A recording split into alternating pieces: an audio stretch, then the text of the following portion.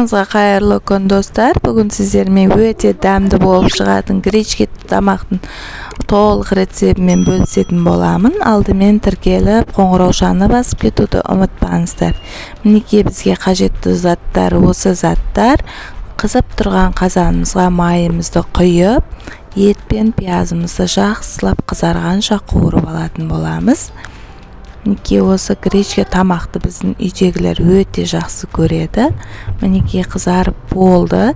Енді қызарып болған соң тәтті бұрышымызды, картошкамызды, тұзымызды, помидорымызды барлығын салып, жақсылап қызарғанша қуырып алатын боламыз.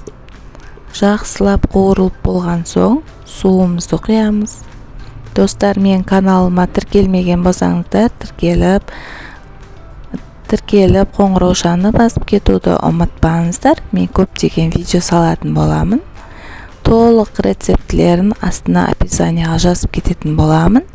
Мінекей қайнап, жарты сағат қайнап болған сорпамызға күрішімізді салып бықтыратын боламыз. Және жарты сағат бұрын мұздай суға жібітіп қойған гречкемізді салатын боламыз. Дәл осы мен рецептім бойынша жасасаңыздар өте дәмді болып шығады. Видеомды соңына дейін қарағандарыңызға рахмет. Ас болсын.